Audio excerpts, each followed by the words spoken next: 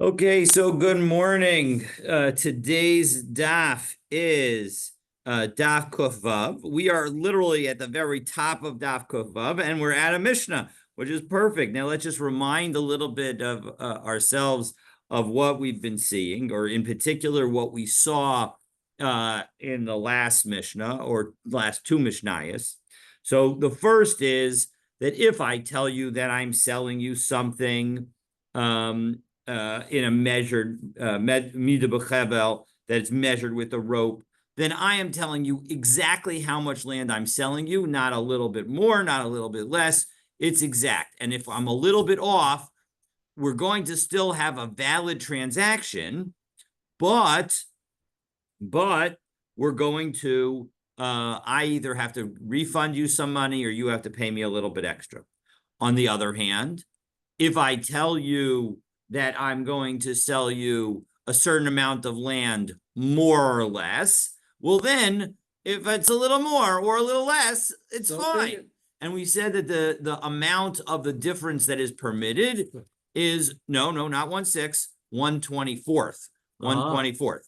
1/24th was the amount that is permitted. Rova hakav lisa, a quarter of a kav for a saw. There are 6 kavim in a saw, so a rova kav is 1/4 of a 6, which is 1/24th. Now we're going to, and then in the last Mishnah, we dealt with internal conflicts where I tell you that I'm both selling it to you mid v'chavel, and I'm selling it to you hen yoter hein hein chaser or hein chaser hein yoser, so less or more, and so how do we handle that? And we found that bananas was a statement in our Mishnah was you follow the last of the statements, and the alternative view is that we actually are concerned about both. We're unsure which one we follow, and therefore essentially say hamotzi mechavero ala haraya, that you have to whoever's holding the item gets to keep it. Now we're going to add a new language. What if I show you exactly what the boundaries are and I tell you the size? Now I've shown you the precise boundaries. So does that change the calculus? Do we say that that's exactly like mida b'chevel? Do we say that that's exactly like hein chaser hein yoser? What's the story there? So let's take a look, and we'll start with our Mishnah. B'simanov u'v'mitzarav. If you sell something with its measurements, with the signs and its boundaries, meaning, as Rashbam says, top Rashbam on Kuvav Manal, ha'omer lechaveru, you say to your friend, Beit kor avar ani mocher lecha, I'm selling you the following field that is a beit kor in size, meaning that it can plant a core of seeds, which is again, I think we end up saying that it's like 75,000 square amos. I think that was the final size.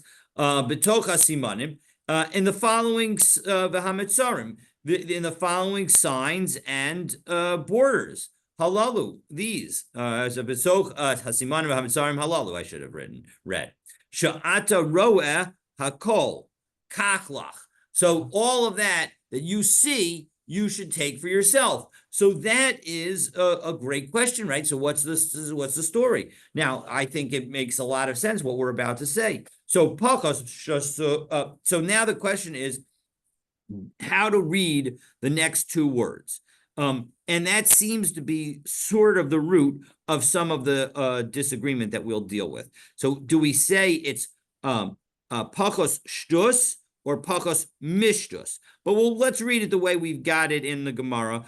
Pachos mishtus, if it is less than a 1/6, okay, higio, then it is going to be a valid transaction. The transaction closes.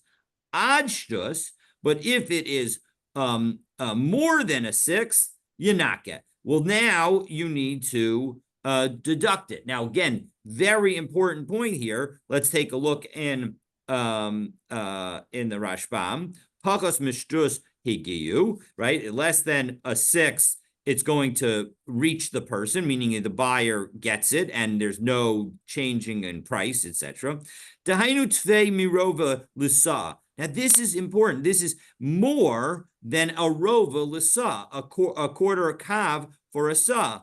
Kofle koflayim. It's double. It's 4 times more, right? Because 1/24th into a 6, the 1/6 divided by 1/24th is a 4. So you need to multiply it 4 times. So the shtus hainu kav l'sa, because shtus is not a rova a kav to a sa, but it is a kav to a sa. So why do we have that such a large amount? V'hachinayme taima delo dami lahain cheser hein yeser. This is not comparable to a case of a little more or a little less, right? The hasam havi shiureha birova lisa, because over there, when you say a little less or a little more, so then the measurement that is safe is up to a quarter kav for a sa, or 4 out of 24. So 1 out of 24. Aval hacha boy tvei. You can have even more. Daha kevan de amar base core afar ani mocherlach. Because since the person said that the volume of the land that he's selling kehein cheser hein yeser. We already said that if I just tell you core afar ani mocherlach, then it's like I said to you hein cheser hein yeser. Right? It's like I said, less or more, meaning the point is that I don't actually need to say less or more, because even a plain statement will be understood that way, dummy. It's comparable.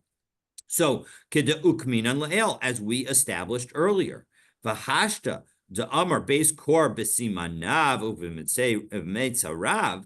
Now that I said that I'm selling you a base core with its signs and its boundaries, ani mocher lach, that I'm selling to you, matfinan shiura. We increase the shear, va'amrinan afilu pachas mishtus higiu. As long as it's less than a 6th, it will be a valid transaction. Dekevan dehira lo hametzarim. Since I'm showing you the literal boundaries, command zavin le sadezu stama. There's a little bit dummy. It's as if a little bit I'm just telling you I'm selling you this field. If I never mentioned the measurements and I just told you here are the boundaries, here are the signs, that's the field that I'm selling you, it could be of any size, and it would be a valid transaction. Kamotchahu, bain katan, bain gadol. Then you sell it the way it is, whether it's small or large.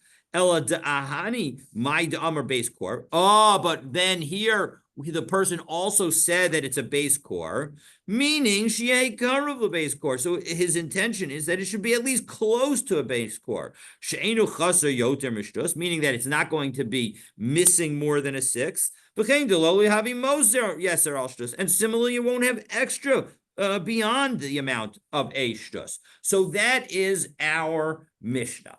Okay, so now the question is, at least as we've just read the Mishnah, what is the meaning of what happens if it's exactly a 6th? But the Rashbam doesn't describe why. He explains that in this case with Beit Kor, Krov, it's a 6, but he could have said an 8th, it could have been a 7th, could have been it doesn't really tell us why. It seems arbitrary why we're choosing the number the 6th. So I would tell you that at least on some level, the measurement of a 6th is the logical measurement, because that's the measurement that we use for Ona. Oh, no, I was going to say that. Oh, no, but still, he could have said a 5th, a 7th. I mean, it's 100%. Now, of course, it was the Mishnah that told us the 6th, right? So, because shtus is a 6th. So it was definitely, it's not as if the Rashbam made up that number. It was, that number is out of the Mishnah. Now, but your question is a valid question of how did they come up with that number? Yeah. And you're absolutely right. They could have come up with a different number.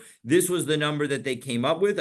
Again, of course, it seems likely that it's related to the concept of Ona, even though, of course, we do say Ein Ona Lakarka, that there is no Ona for for land. But that seems to be the most logical explanation for a 6. Now, again, if we were to say, if we take out the letter mem in the first line, at the end of the first line, the last word on the line of Kuf Vav Amud Aleph, and we say instead Pachas Shtus, well, then what it's saying is that if you sold it for exactly 1/6 less, meaning if you reduce the amount of land by a 6, higio, then it's a valid sale. That shows that that would, of course, tell us the answer to what would be the halacha if it was a 6. But the point is that we're not clear on what this language is. And so let's take a look, and we're going to have a debate about what the halacha is with respect to if it's exactly 1/6 off. So Itmar, Rav Huna Amar, Kifakos Mishtus, Rav Shtus, Kifakos Mishtus, that exactly 1/6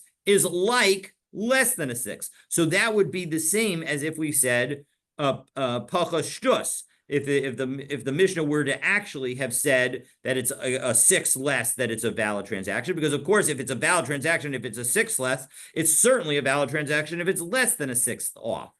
So Rav Yehuda Amar Shtus ki Yoser Mishtus, and Rav Yehuda says no. The difference is based on if it's a 6, then it's like it's more than a 6. Now Tosos asks an interesting question, because listen to the following. So if we take a look at Tosos Haki Garsina, and then let's skip down to the Ve'im Tomer. It's Vav Aleph Tav. It's second. It's the abbreviation, second word from the end of the line. 1, 2, 3, 4, 5 lines down in that Tosos. Ve'im Tomer Bishlam al Rav Yehuda de Amar Shtus ki Yeser Mishtus Nika Hadelo Tnan Shtus Yanaka. Right? If when it comes to Rav Yehuda, we can understand why the Mishnah did not bother to tell us about exactly 1/6. Because if it had told us exactly 1/6, Dahava Amina, I would have thought, Mishum Dahava Amina, I would have thought the Yeser Mishtus Makobato. If I told you that exactly a 6th is a valid transaction, but you have to return the difference, well, now all of a sudden it looks exactly like Ona. Because in Ona, if it's less than a 6th of a difference, it's a valid transaction. Nothing else has to happen. If it's exactly a 6th, then it's the sale is a good sale, but you have to return the money. And if it's more than a 6th off, then the transaction completely gets voided. So if we had just said a 6th and is a valid transaction and Yanaka, and you have to reduce the amount, we would not know that more than a 6 is also a valid transaction and you reduce the amount. So as a result, that's why we're specifically going to tell us the halacha about more than a 6. And when it comes to when it's a valid transaction, we're going to say Pachas Mishtus, it's less than a 6. So everything works. Okay, Elul Rav Huna. But according to Rav Huna, the Amar Shtus ke Pachas Mishtus, but if according to Rav Huna, who says that when it's exactly a 6th, it's the same law as if it's less than a 6th. Litnei Shtus higiu. Why didn't our Mishnah say that if it's exactly a 6th, it would be a valid transaction? V'kol shekain pachos, and then certainly it would be true for less than a 6th. So v'yesh lomar denakat haki litain tam ledavar. That the reason that it chose this language is to give you a reason for the conclusion. The davar pashathu b'pachos mishtus, because it is obvious that when it's less than a 6th, it should be a valid transaction. V'amar mimela d'shtus k'pachos mishtus, and so as a result, we will ordinarily say that therefore a 6 is like less than a 6, meaning we don't need to tell us anything special about less than a 6. So therefore, when it says less than a 6, it means even including a 6. V'hashta da'atinan lahachi l'Rav Yehuda matzinu l'shenuye seifa kohai gavna. And all right, so that I don't think is as important to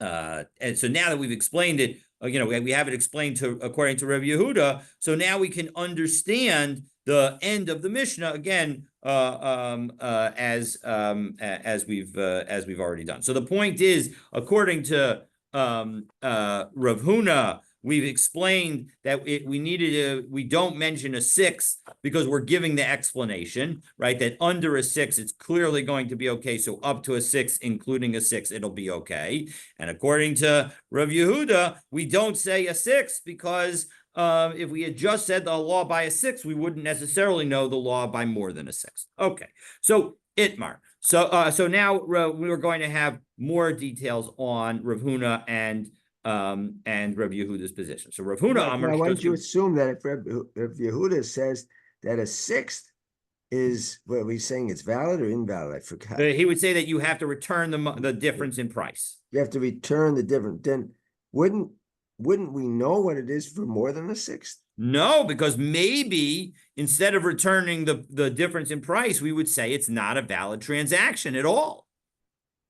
Just like by Ona, we say that when it's more than a sixth, it's not a valid transaction. This is an important difference between selling land and Ona. In an Ona situation, if it's more than a sixth off, the whole transaction gets voided. But here, we're not going to say that. We're going to say that you deduct the difference and you return the money or give back, or you pay extra in order to make up the difference. More than a sixth, but we don't know that from Rabbi Yehuda. We wouldn't know that. We know that because the Mishnah says ad shtus, right? If the Mishnah had just said shtus yanake, we wouldn't know what about the halacha about more than a shtus. So that explains why, according to Rav Yehuda, the Mishnah didn't tell us the situation by exactly a sixth. Okay, so now let's get the explanation. Rav Huna amar shtus kefachas mishtus haki kamar, and here's what the Mishnah is trying to tell us. Pachas mishtus ushtus beklal. Higiu, that when you have less than a six off and exactly a six, so then it's going to be a valid transaction. Yoser mishtus yanake, and if it's less than a six, more than a six, more than a six, yes, more than a six, then yanake, then you have to deduct the difference, and you pay. And again, the buyer either has to pay for the extra that he got, or the seller has to give back for the too little that he gave. Rav Yehuda Amar, and Rav Yehuda explains, how do you understand this Mishnah? Shtus kiyoser mishtus. Really, a six is like more than a six. And Hakikamer, this is what the Mishnah is saying. Pachos mishtus, if it's less than a six, higio, ashtus a shtus bechlal yanaka. Up, down to a six, and including a six, all of that, you end up deducting the amount of the difference. So meisvei. So now we're going to try and challenge these viewpoints. We're going to challenge Rav Huna's viewpoint that a sixth is a good transaction because we have the following brisa. Meisvei. The simona of if you do what we say in our Mishnah, you sell it with the landmarks and boundaries.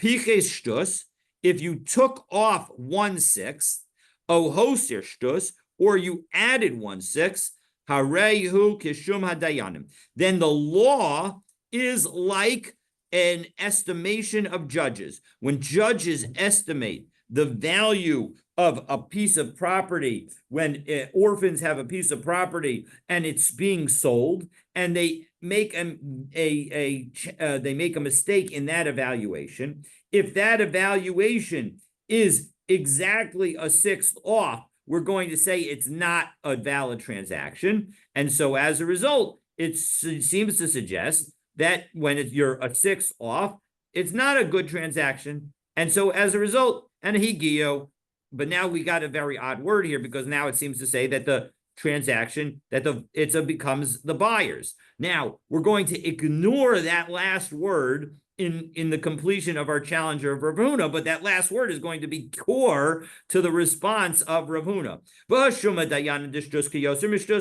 And we know that when it comes to the evaluation of judges, when it comes to a mistake with respect to the valuation of an orphan's estate, meaning where the orphans now have an estate and they're selling part of it in order to fund the food that they need to be able to eat. So we know that if it's exactly a 6, it's just like more than a 6, meaning that it's not a valid transaction. So doesn't this brisa show that Rav Yehuda is correct, that when it's exactly a 6 off, it's not a valid transaction? So Amar Lach Rav Huna would say back to you, Utamech, according to your reason, Higiu Katani. But 1 second, the brisa itself specifically says that it is a valid transaction. This isn't a challenge to me, it's a challenge to Rav Yehuda, because it specifically says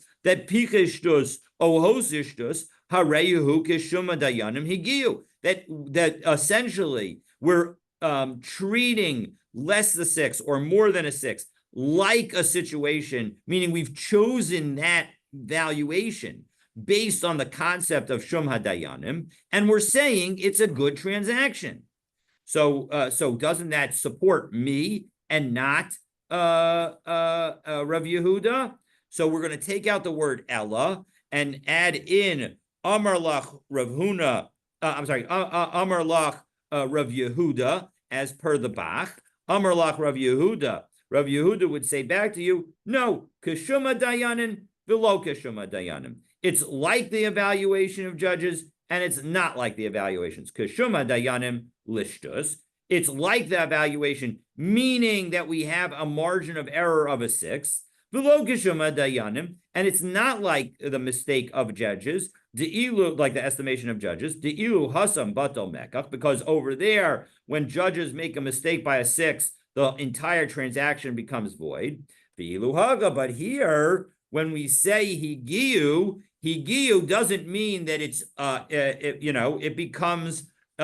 it becomes the person's without any kind of adjustment. It becomes the buyer's without any adjustment. No, it becomes the buyer's with adjustment. So let's take a look and see how Rashbam reads what I just said in the way that I just said it. So Amrlach Rav Huna l'taimech v'higiu katani. So according to you, the Mishnah, this brisa that we just quoted says the word higiu. Demashma dehavi kepachas mishtus. So that shows that exactly a shtus is actually more like less than a 6.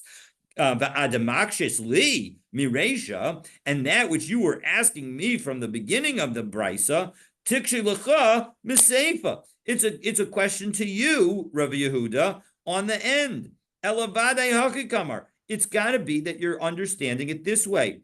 Piches shtus ohosir shtus higiu kishum hadayanim. That when we say that it's when you give 1/6 too little, or when you give 1/6 too more, it's a valid transaction, just like Shum Hadayanim. Da'amrina nami higiu, where we say that for a Shum Hadayanim, when it's less than a 6, the Rebbe Shimon ben Gamliel who depalig b'ksuvos, because there's another opinion in in Ksuvos that says that when it comes to the judges making a mistake of 1/6 is not a valid. When you make a mistake of a 1/6, it is a valid transaction. And that's the opinion of Rabbi Shimon ben Gamliel, who argues over there. Va'amar, and he says to the rabbis who say that when it's a 1/6 off, it's not a good transaction. He says, Im kain ma koach beistin yafa. How is the strength of beistin in any way better than an average person? In an average person situation, when it's a 6, it's a valid transaction and you give back the money. So how can you say that it's worse off for the Beis-Din where it becomes an invalid transaction? And so as a result, he's saying that in fact it's a good transaction and the buyer gets it. And we're learning here on both of them. That when we say that it's a shtus, it's like less than a shtus. It's a 6 is like less than a 6. And so as a result, the kashya Rav Yehuda. So this brisa is a real good question to Rav Yehuda. And so therefore, we change the language in the Gemara and we say va'amar lach Rav Yehuda. And what would Rav Yehuda would say? Lididi, to me, nami lo kasha. It's also not a question. Because one can answer kishum hadayanim velo kishum hadayanim. That when we say that it's like the judge is making a value estimation and being off by a sixth, we're not saying that every law is like it. It's somewhat like it. Because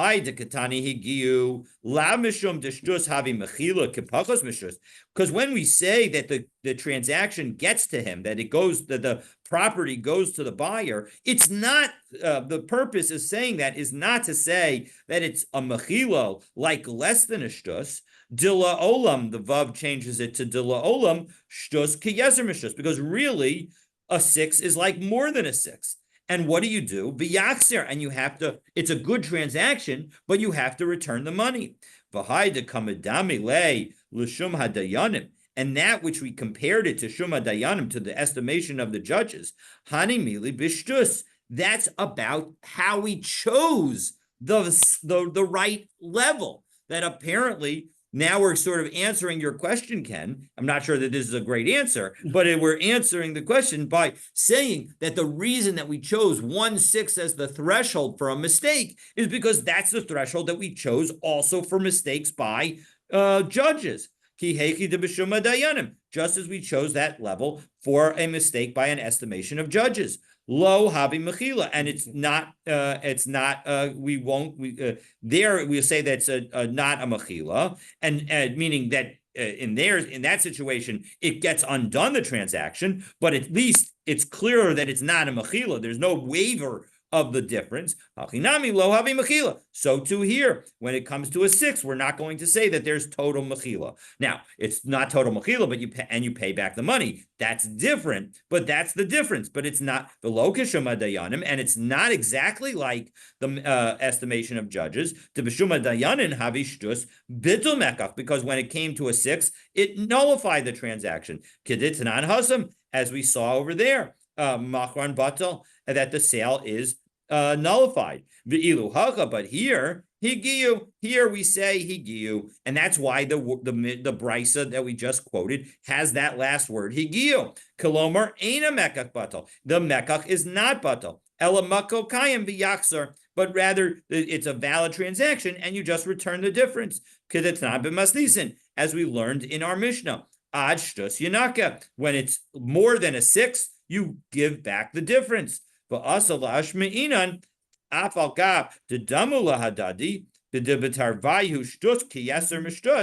even though in both situations, right, in both the mistaken evaluation by judges and in our Mishnah, Rabbi Yehuda is understanding that in both of those situations, exactly a 6 is like more than a 6. When it comes to the judges, exactly a 6 is like more than a 6 in that the transaction gets nullified. And here, the transaction of a 6 is like more than a 6 in that the transaction goes through and you just pay back the difference. Afilu hacham hasam bitul mekach. So, but nonetheless, over there, the sale gets nullified. Ve'ilu haka hamekach kayim. But here, the sale is validated. And Evahasam Hainu Taima de Kaven de To based in Chosrin. And then over there, because the basin made a mistake, we got to return everything. Mikol Masha Asu. We undo the whole thing. Aval Haka. But here, now we're going to explain why treating it different, why we should allow the transaction to go through, even though it was more than a 6 law. The Tarvayu Chafetzim b'macharze. It would appear that both of these people want this transaction to go through, because they've seen it. Limkor, lemachor, b'machar, zel lemachor, v'zel likach. That this one wants to sell and this one wants to buy. Hameka kayam. So we should establish and allow the transaction to be a valid transaction. The ha'ona, and the difference, the ona difference, yachzer, you gets returned. Kain nira be'enai. That seems to me to be the appropriate way. Shita zu bekain ikar, and this is the real way of understanding it. Deleka hacha tiyuta lola Rav Huna v'lola Rav Yehuda. So in the end, this is not a disproof to either Rav Huna or Rav Yehuda. Both of them have resolved it. So we're just going to end there, because then essentially Rashbam goes on to explain how we can understand our Gemara with the word Ella. But again, this is his preferred understanding, so we're going to go with that explanation. So now we're at the last line, back into the Gemara, last line of Kuf Vav Amud Aleph, and Rav But we Papa. said, just one second, we said, Tichet Shtut, Otir Mishtut, Hare U Kishuma Dayanim Higiu. So according to that, according to the Dayanim, whether it's more or less, the transaction is valid, right? In a Kishuma Dayanim. So again, it depends on whether you're Rav Huna or Rav Yehuda, right? According to Rav Yehuda, we're saying that it's like a 6. It's like the evaluation of judges, and it's not like the evaluation of judges. It's like the evaluation of judges in that when it's exactly a 6, we treat it like it's more than a 6. But it's not like the evaluation of judges, because with the evaluation of judges, a 6 and more than a 6 all gets nullified. But here we're going to allow the transaction to proceed, and we're just going to refund the difference. And according to Rav Huna, the way you read that brisa is no, harehu kashuma dayanim, and we're following the opinion of Rabbi Shimon ben Gamliel, who says that when it's exactly a 6, it's a valid transaction. And so as a result, whether it's a 6 or less than a 6, it's a valid transaction, whether it's Shuma Dayanim or whether it's the situation of Besimanavu Mitzarav. Right? So those are the two reads of that brisa. One read of the brisa, according to Rav Huna, the brisa is following Rav Shimon ben Gamliel, and according to Rav Yehuda, the brisa is following the Rabbanan. And so both people have been able to totally explain the brisa according to their view. And so as a result, the only thing we know is that when it comes to the evaluation of judges, the rabbis say, meaning the majority of position is that if it's exactly a 6, we say that that's going to be a problem, and we're going to nullify the entire transaction, just as we would do if it's more than a 6. Okay, so that's how you have to read it in two different ways, but that's what how Rashbam, that's the long Rashbam that we've just gone through, goes through and explains how we read that brisa, both according to Rav Huna and according to Rav Yehuda. So now we get a story. Rav Papa, again, last line, first word on the line, on Kovavam and Aleph, as we turn to Kovavam and Bet. Rav Papa Zavin Ara Mehahu Gavra. Rav Papa bought some land from a person, Amrale, and the person selling it, said to Rav Papa, Havya Esrim Grive Mashche. It's 20 measures in size. So Vaha Velo Havi Ela Chamesra. But 1 second, when it was eventually measured, it turned out that it was 15. So Asala Kameda Abaye. They came in front of Abaye, Amrale, Savra Vikabelas. You saw it, you understood, you knew what you were getting into, and you accepted it. So as a result, Rav Papa, I'm very sorry to report, you have no claim. And Rav Papa protested. He knows the Mishnah, our Mishnah, V'atanan, Pakos Mishtus Higiyu, Ashtus Yanaka, and this is a quarter difference. So this is a humongous difference, or maybe even you could say it's a third difference. But in any event, the point is that this is a big difference. So Hani Mili, so shouldn't I get the difference? So Hani Mili Heka Delo Kimle Begava. No, that's only true when the buyer's not familiar with the field. Aval Heka de Kimle Begava. When the person is familiar with the field, like you are, Savar Vekabel. Well, in that situation, you thought about it and you accepted it.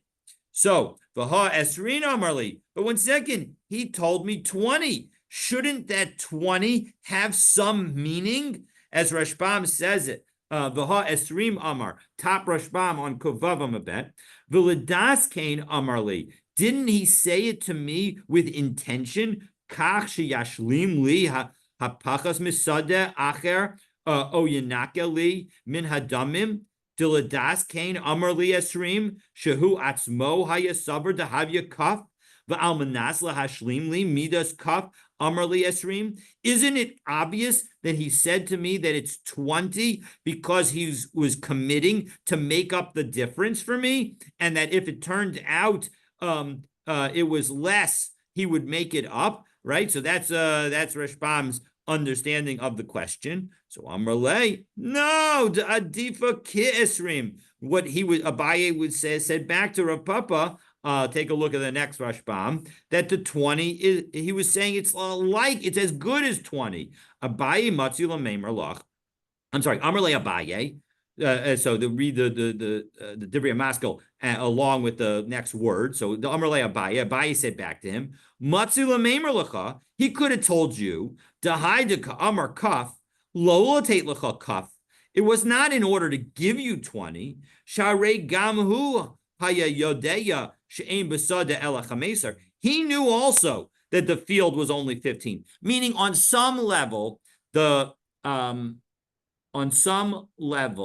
we are understanding that Rav Papa knew that it was only 15, according to the Rashbam. Didn't they measure it? Isn't it the whole Mishnah was talking about that? He knew the size and he knew the borders. So he's this is but there's reference. They bring this before a buying, but he references the Mishnah, so it can't say he didn't know. Because if we're referring this Mishnah, they measured the borders, the signs. No. It doesn't say that they measured the borders. It says that they identified the borders. So I can tell you that it's from this fence to that fence to that fence and to this fence. And I give you the 4 fences and I say that that's the entire area. And I say to you that it's 20 acres. And then you go and measure and it's only 15 acres. So now what's the story? Now, if again, if you had no clue and you weren't familiar, well, then our Mishnah takes effect. But what Abaye is saying is if you actually knew, if you've worked this land for the last 20 years, because you've been my sharecropper, and now you say, you know what, David, I'd like to buy this land.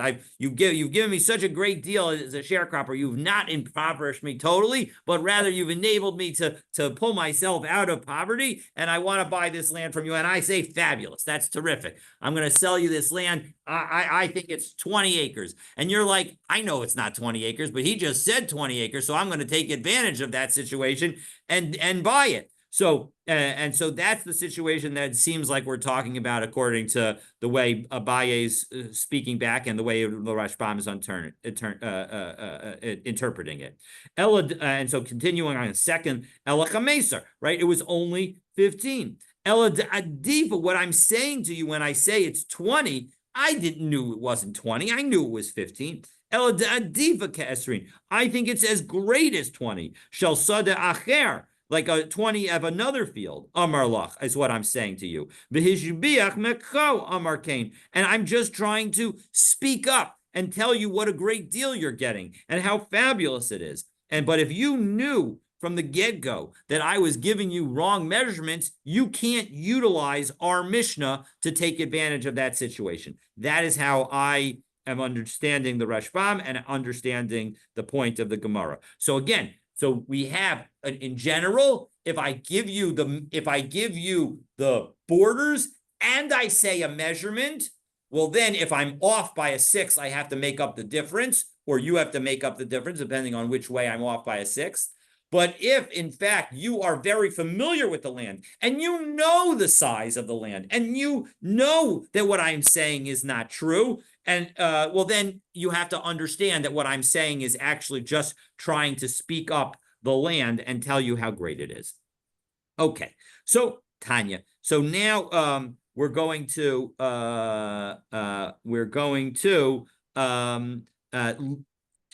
touch on something that's only tangentially related to our topic, because we're going to have a transaction that's somewhat accepted and somewhat rejected, but it's really a whole new topic. Tanya, Rabbi Yossi Omer, Ha'ach and Shechalka. You have 2 brothers or 3 brothers who are dividing a piece of property, and they are dividing the piece of property that they inherited from their father. And so as a result, the 3 brothers decide that they're going to do so through a lottery. Once one of them draws out their portion, kanu kulam, all of them have acquired their pieces of the inheritance. Let's take a look in Rashbam, who explains this whole situation to us. So if we go down, it's basically the middle of the narrow lines in the Rashbam. Ha'achim shechalku, biru shnayim ushlosha, whether the 2 or 3 of them are trying to clarify chalakin, their portions shavin that are equal. V'achar kach, so they divide it into 2 or 3 portions. Yapilu goralot, and then they're going to have a lottery. And the truth is that this same law can apply to full-fledged partners. Kaven sha'Allah. Once one of the lots has been drawn, shenafal hagoral al echad mehem v'hufer chalko, and once one person's portion has been determined, kanu kulan, all of them have made acquisitions. Kolomar, again, continuing in the Rashbam, ze kana lagamri begoral, that the one whose portion has been, so again, we've divided the property into lots A, B, and C. Right. And we pull out, and I say that the first one is going to be mine. And so I get part, because we're all 3 partners. And now we're dividing the land. And we pull out the first one, and I get portion A.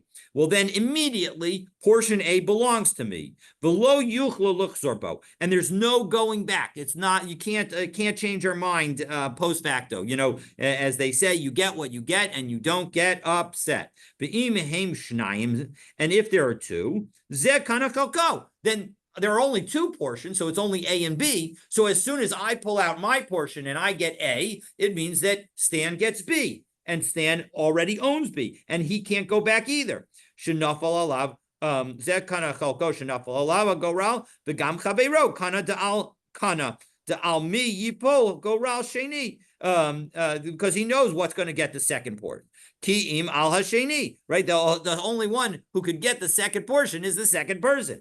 V'im gimel, and if there were 3 people, also shenafal lo hagoral kana chalko. So if there are 3, if it's me, Stan, and Ken who are dividing the field, so I pull it out and I get portion A. So now, what about portion B and C? V'hashnayim kanu bein shneihen shnei hachalakim hachaluk b'neihen. So now, as soon as I pull out portion A, Stan and Ken own together B plus C.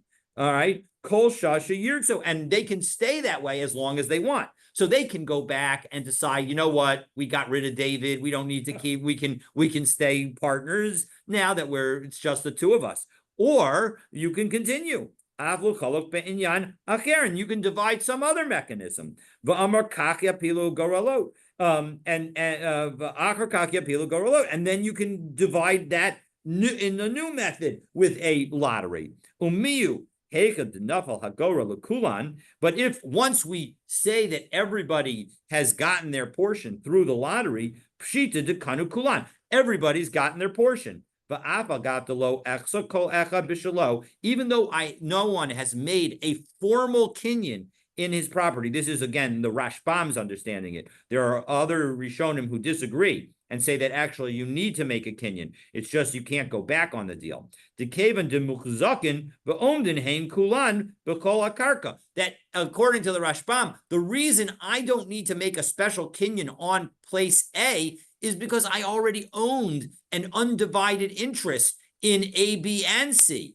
And so effectively, I already own a piece of A. And so when I am just expanding the ownership that I have in the piece A, then ain't a goral makna lehen klum. The goral isn't what's actually making me acquire anything. Elamivarir, it's just clarifying the situation. L'kol echad chelko hamigio. It just clarifies each one who gets which portion, but we already own it, so we don't need to make, according to the Rashbam, a separate kinyan. This is actually a machlokas, even in halacha, that I believe the Mechaber says that you don't have to make a kinyan, whereas the Ramah says that you do have to make a kinyan. So if we were to follow that from a traditional Ashkenazic Sephardic perspective, Sephardim would say you don't, and Ashkenazim would say you do. But all right, so my time.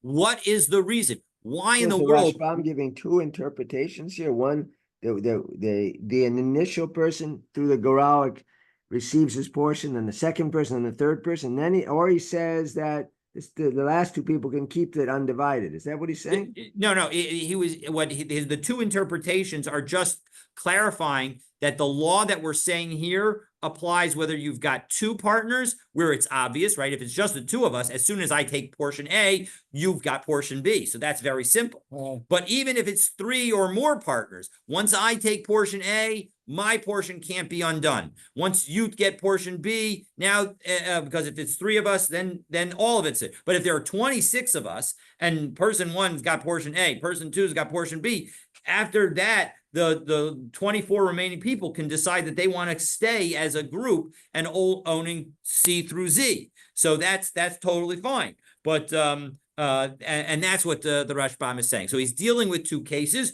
one where there's two partners and one where there's three partners. But in both cases, the law is the same. As soon as you draw a lot, the borders are effectively redefined based on that allocation of that lot.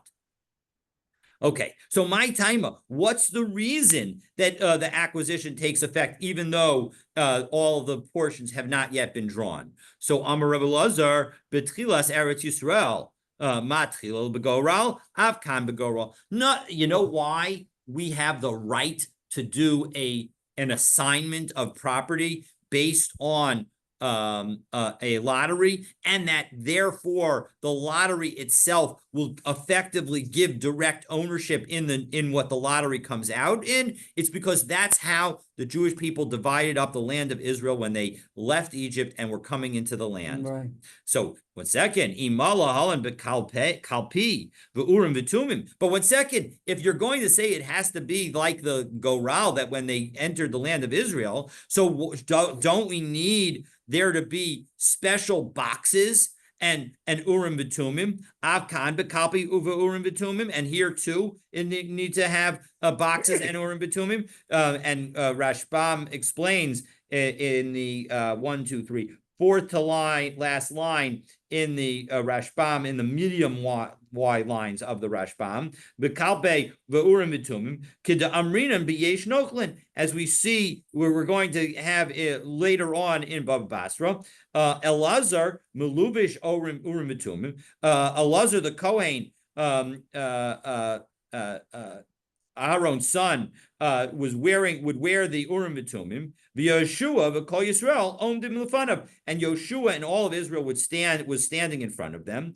Klape shel shvatim, and there was a box that was filled with the tribes. The klape shel tchumin, and there was a box of 4 boundaries for each tribe. Munachim lefanav, that were standing before them. V'haya mechabed b'ruach hakodesh, and the Gemara explains there that Elazar would use Ruach HaKodesh, namely use the Urim V'Tumim, to say which tribe was going to be pulled out next and which border would be pulled out next, and that would show, like, definitively that that was what Hashem wanted. So shouldn't we also need that kind of definitiveness for any kind of lottery? So Amar Rav Ashi, Bahu Hana Tsaise Lahadadi. Here, in that situation, there's a benefit that they've gotten, that they agreed to.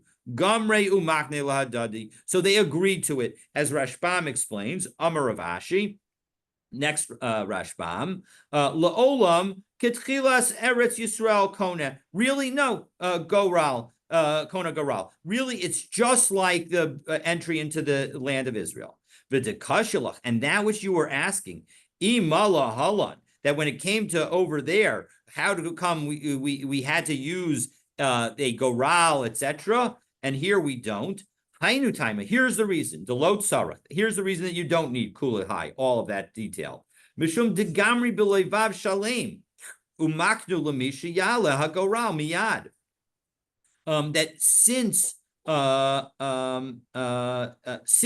the parties to the lottery, to the land lottery, these brothers who are dividing their portion, or the partners who are dividing the shared property, since they all have an intention to have this goral be a valid transaction mechanism, so as a result, That's why you don't need all the details. You needed all those details because maybe somebody in some tribe did not agree to participate in this process and didn't like the process. But here, everybody was agreeing to the process, so we didn't need any special techniques. So Mahani, as a result, Mahani Gamar Daitam Ima Goral. So their conclusory thoughts, meaning their thoughts that this is going to be a sufficiently valid method of closing the transaction, together with the Goral, is like K'urim B'tumim. It's just like having the Urim B'tumim, the Mahani, which helps. Afilu Heika de Lo Gamri, Umaknu, He Hana. That which helps in a situation where they didn't have that same kind of conclusion to agree to proceed and divide. Because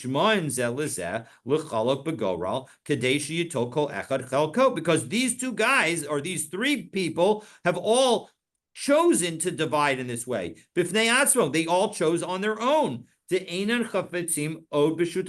they all agree that they don't want any longer to have a partnership. Hilkach Ein Rodsin Sheyehei Od Ikuv. They don't want anything to hold them back.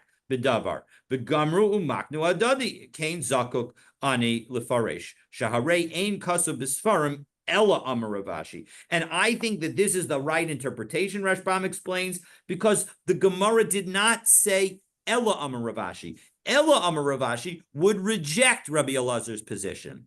Amar Ravashi is explaining Hilkach lo boy listor tamo shel Rabbi Elazar el letarzo. So, given that it doesn't say Elo Amar Ravashi, it shows that he's coming to answer it and not to argue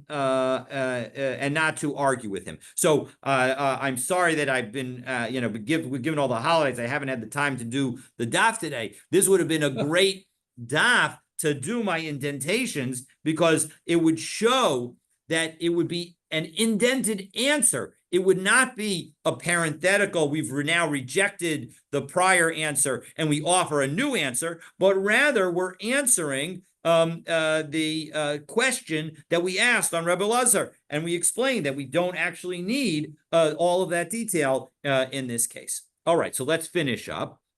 So are we saying here from the beginning, when the brothers decide to lachloch at the eretz, are we saying that once that they would be equally divided?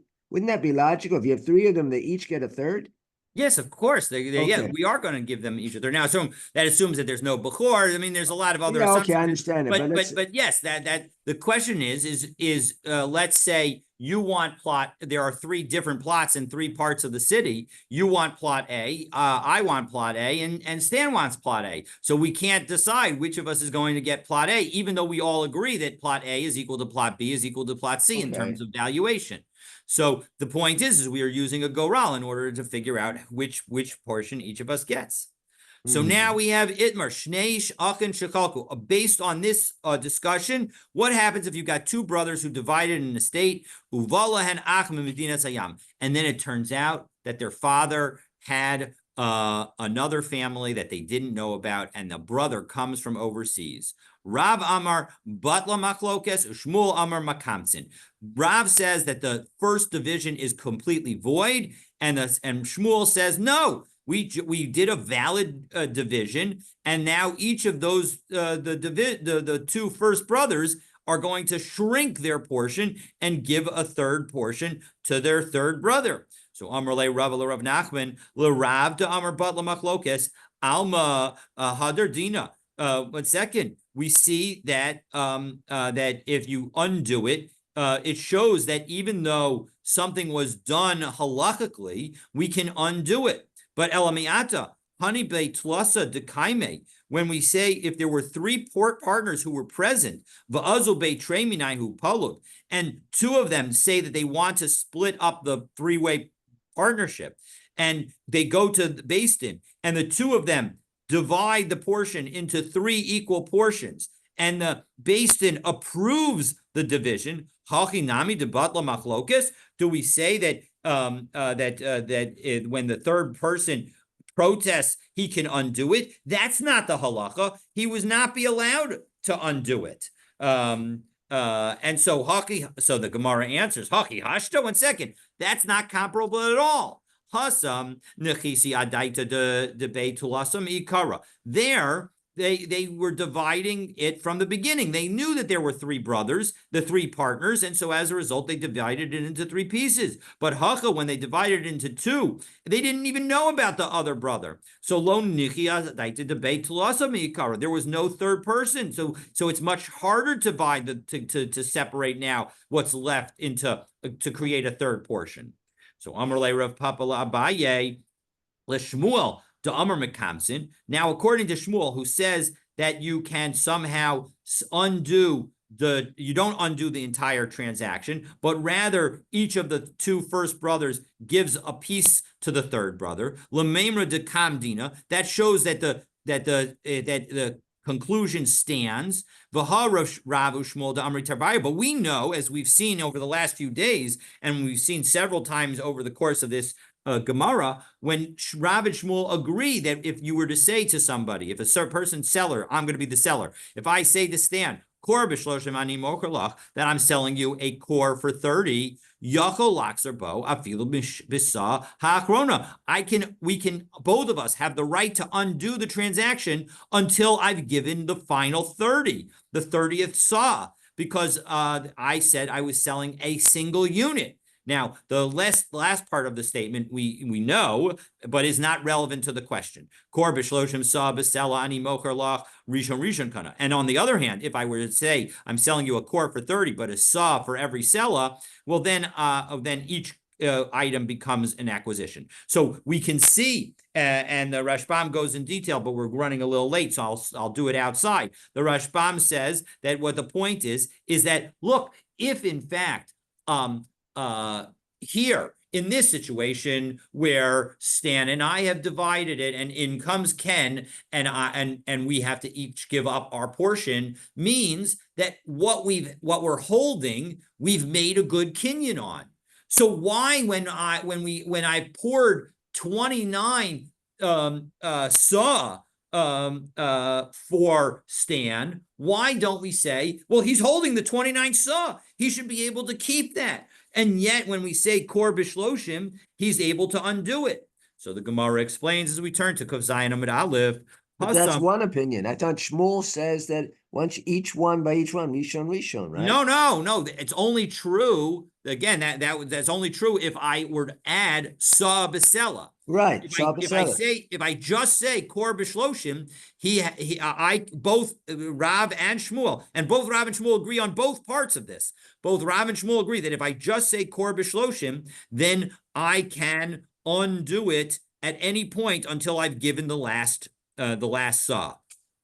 So Hasam Avad Rabbanan Milsa Denichale. No, the point is that the rabbis in the Sa B'Sela situation are trying to do what the Avad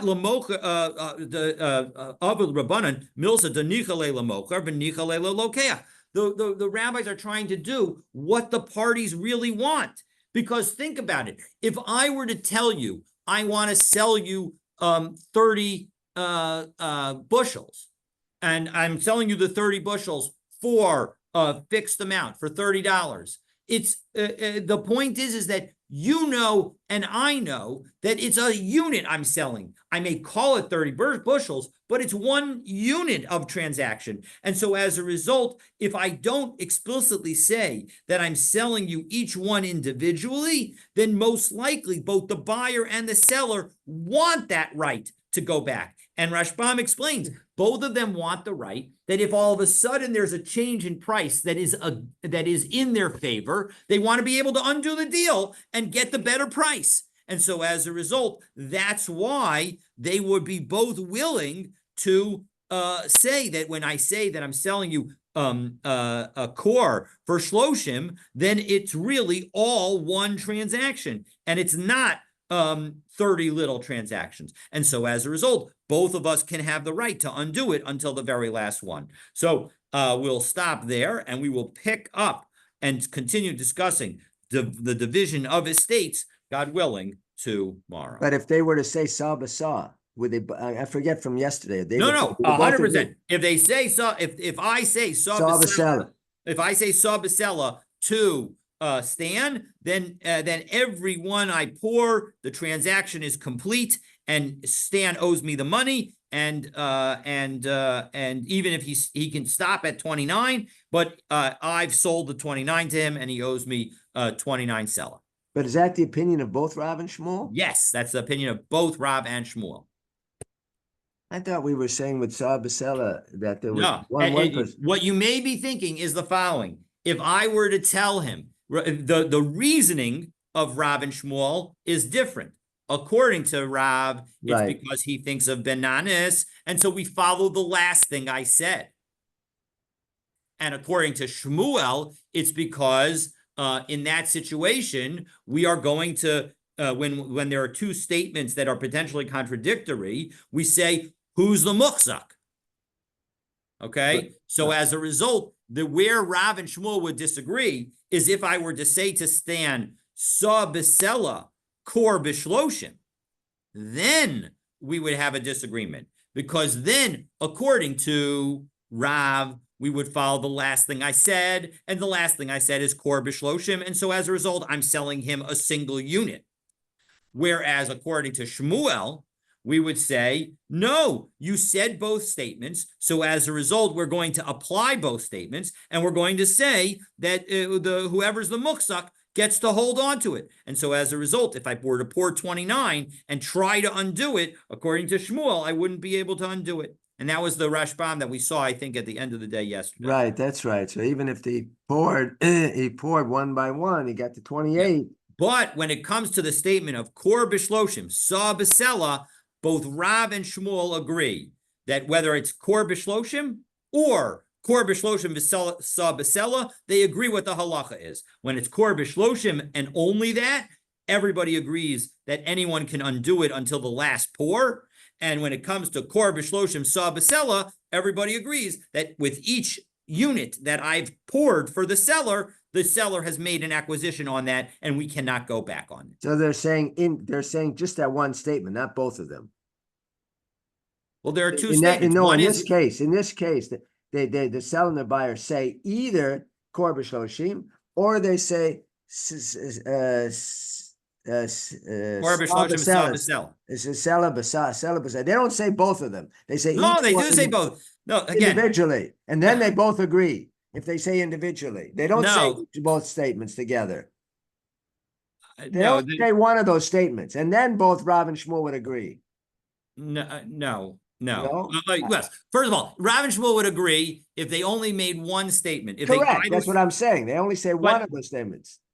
No, but they would also agree if the statement of the seller, if I come to you and I say I'm selling you Kor B'Shloshim Sa Besela, both Rav and Shmuel agree what the halacha is. Oh, because it's the last statement. Well, according to Rav, it's because it's the last statement. And according to Shmuel, it's because you're muhzak. Right, okay. But certainly if they said only one of those statements. Certainly if they said only one of them. Rav and Shmuel would agree. Correct. Okay. Yeshikah. Hopefully that'll be helpful to the people in the audience that, watch this, that they can really understand. So Yeshikah, thank you for sharing. All right. Be well. Have a great day.